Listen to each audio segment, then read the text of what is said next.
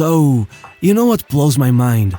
Goalkeepers are meant to be like shot-stopping robots, always focused, always alert and completely emotionless. So, rightfully, if you check any list for the scariest, most feared players of all time, there isn't one goalkeeper in sight. Except, ironically, for the one guy who's often at the very top of that list. Oliver Kahn did not care what a goalkeeper is supposed to be like. He played like an animal, he was feral, always acting on instinct. To him, every match was life or death. In the words of his own teammate Hassan Salihamidzic, when you're one-on-one with Kahn, you either take your shot as quickly as you can, or you get eaten alive. And so, rightfully, everyone knew not to poke the lion.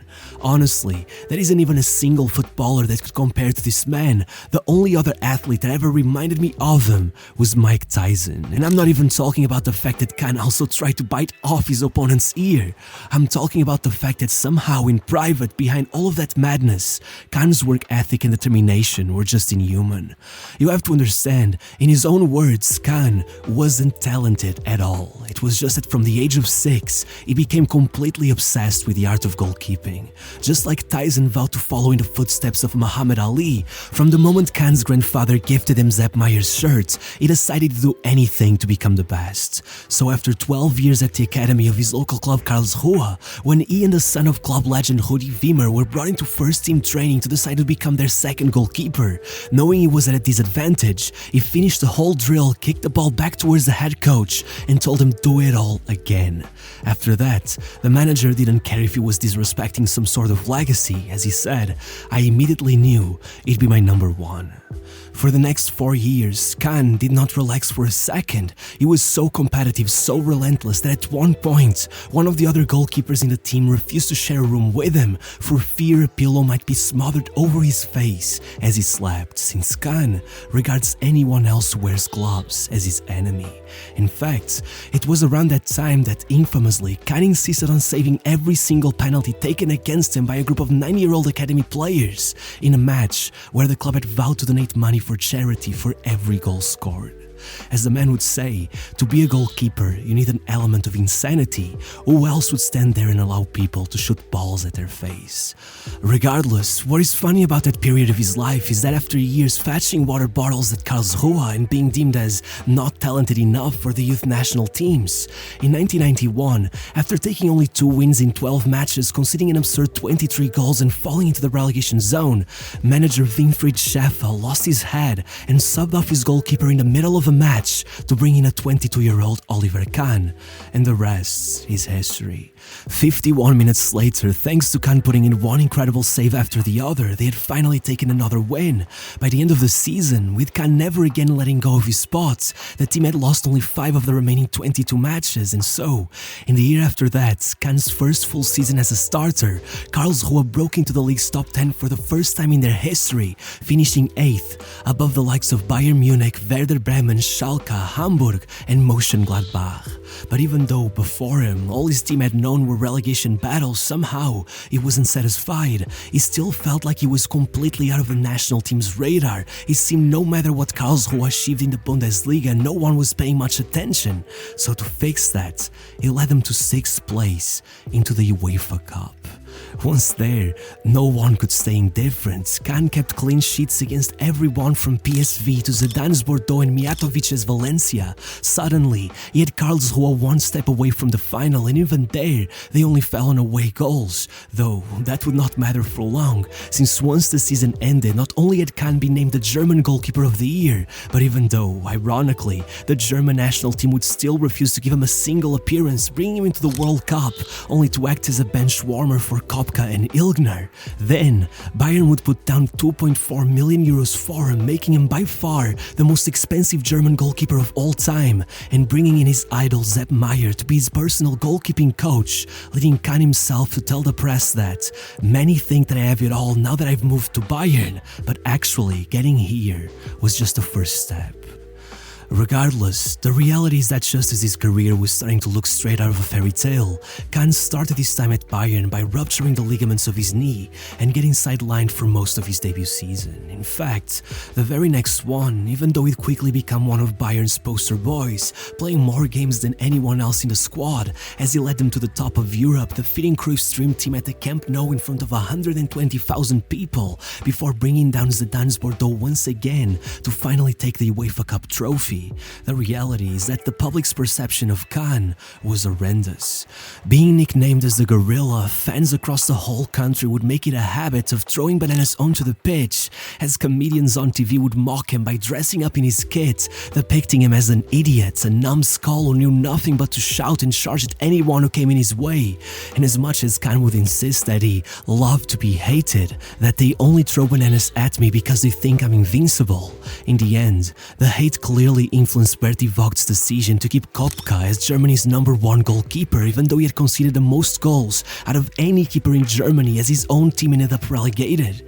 And after watching him win the Euros from the bench, behind closed doors, Kahn started to crack. The next year, when he finally took the league title, conceding only 32 goals all year, the lowest by any Bayern goalkeeper in almost a decade, he saw that as proof that his methods were working, so he pushed harder. Then, when Bayern lost out on the title race to Kaiserslautern, he convinced himself that he wasn't doing enough, so he pushed harder. Any way things went, Kahn would always see it as evidence that he should push himself even further. And it would only be over a decade later, long after Robert Enke, another of Germany's goalkeeping greats, ended up taking his own life only months after being named as the best goalkeeper in the country, that Kahn would be able to admit to having gone through depression, through burnout, to getting home and being unable to walk up the stairs from sheer exhaustion. As he said, I had completely lost any sense of balance between tension and release. My own body was telling me it couldn't go on any longer. And before he knew it, he was in and out of the medical department with stress-induced gastroenteritis, quite literally puking his guts out from anxiety, as the club doctors claimed that his body was being consumed by his own ambition.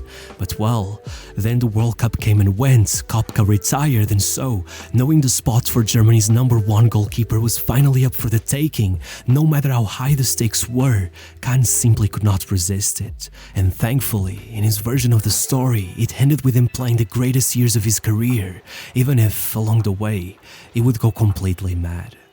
By March of next year, Kahn had gone 736 minutes without conceding a goal, breaking the Bundesliga's all-time record and by a considerable margin. However, then, Bayern's defensive line completely fell asleep, allowing Dortmund's Aiko Edlich to end his streak, which Kahn simply could not let go by unpunished. A couple minutes later, as Edlich tried to push him into his own goal, Kahn charged towards him, got within an inch of his face, and bit him. But if that wasn't enough, once he scored again off of a rebound, Kahn came off his line and tried to kick Chapuisat in the face. Any other goalkeeper would come off of a performance like that being seen as the villain, but the thing about Kahn is that he always made sure that as much as he was hated by those who faced him, he'd be equally loved by those on his side. So before the match ended, he saved Dortmund's penalty to make sure Bayern remained undefeated for the 17th match in a row. Not to mention that, just a couple weeks later, he'd put down one of the greatest goalkeeping performances in Champions League history to make sure Bayern's only goal was enough to beat Shevchenko's Dynamo Kiev and to lead them to the Champions League final, where, after 90 flawless minutes by Kahn, only a step away from making his team champions of Europe after 23 years of wait, Beckham put down 2 corner kicks in injury time, becoming not only a literal but too a proverbial David, bringing the Goliath to his knees, as after repeatedly wasting goal-scoring chances, his teammates would twice make a mess inside a penalty box and allow Man United to pull off the greatest Champions League comeback of all time. In the words of Mateos, it was like a horror movie. Meanwhile, as Kahn collected the award for best goalkeeper in Europe no matter what, once they asked him what happened, as much as he'd play it down saying that, well, they took a corner and then goal, years later he'd admit, the sting was so deep that for the next 2 years I did not think of anything else other than that trophy.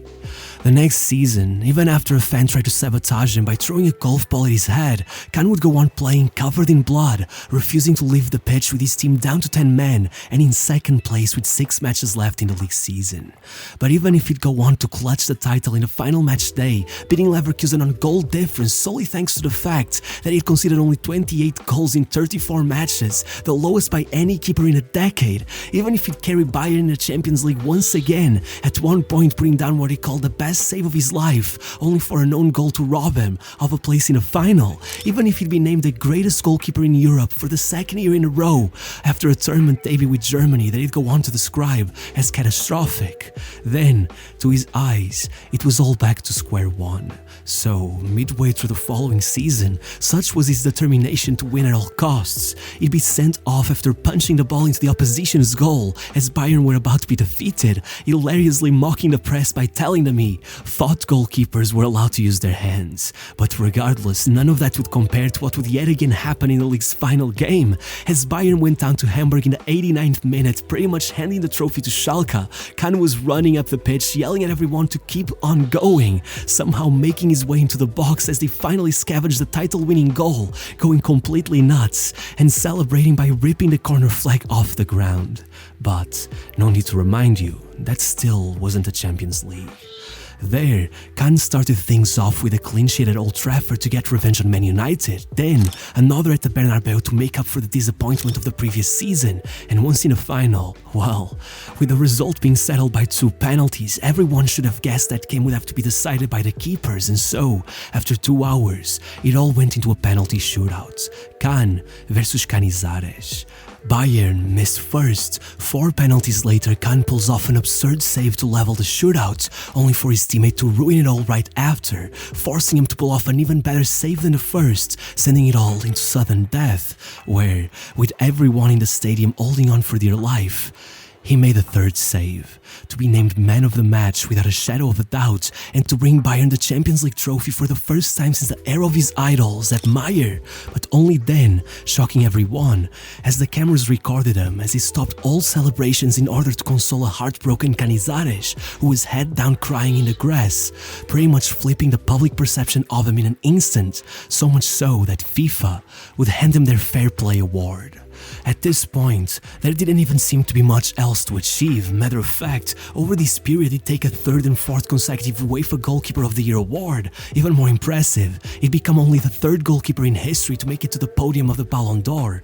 But ironically, that was his one problem, because many would argue that he deserved to have taken the award altogether, that the only reason he did not was that just as the voting was taking place, Michael Owen slotted 3 goals past him as England demolished Germany 5-1 in a World Cup qualifier. The one stain in Kahn's career was the fact that at 33 years of age, he had barely even played for Germany, let alone left any kind of meaningful legacy behind. But thankfully for him, that summer, there was a World Cup to be played. The only problem was that German squad was quite simply one of the worst in their history. Going into that tournament, no one was really betting on them to pull off any miracles. Whatever hopes they had rested on 2 players only, Kahn and Ballack. That was it. Even their own manager Rudi Voller would admit that without Kahn at his best, we simply cannot win. And though a tournament record 8-0 victory in the opening match would be enough to fool some, from then on, things could not be more different.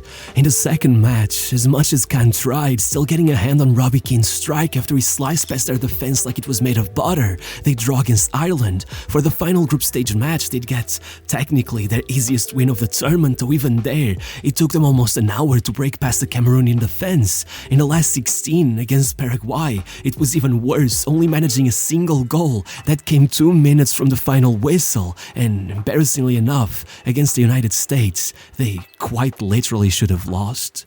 By the end of that game, Beckenbauer himself would be claiming that the whole team should be scrapped aside from Kahn. If you put all those players in a sack and punched it, whoever got hit probably deserved it.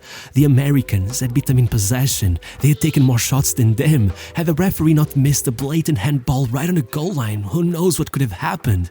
Germany were so poor that the American goalkeeper did not even make a single save all game, while on the other hand, Kahn saved quite literally anything that was thrown at him, so much that the next day, a newspaper would famously nickname him the man with 1,000 arms. It was simply one of the greatest goalkeeping performances in history.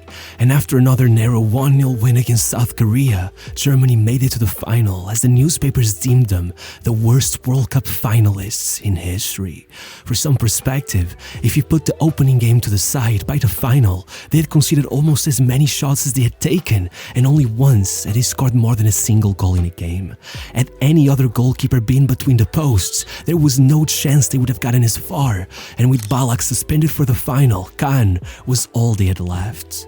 Regardless, as the man himself once said, the line between being a hero and a loser is never smaller than it is for a goalkeeper. So that day, after a full hour stopping everything Rivaldo, Ronaldinho and Ronaldo had to throw at him, Kahn injured the ligaments of one of his fingers, and soon, the unstoppable force won its battle against the immovable object, as Kahn was unable to hold on to Rivaldo's shot with the ball slippery from the rain, and Ronaldo banged in the rebound. 12 minutes later, his defensive line betrayed him one last time, and as the final whistle was sounded, Kahn would sit down against the goalpost, wondering how his monumental efforts could once again go unrewarded, as even though they make him the first ever goalkeeper to be handed the World Cup's golden ball, he'd tell the press that there is no possible consolation. I made one mistake in 7 matches and was punished mercilessly, which led him into a massive meltdown.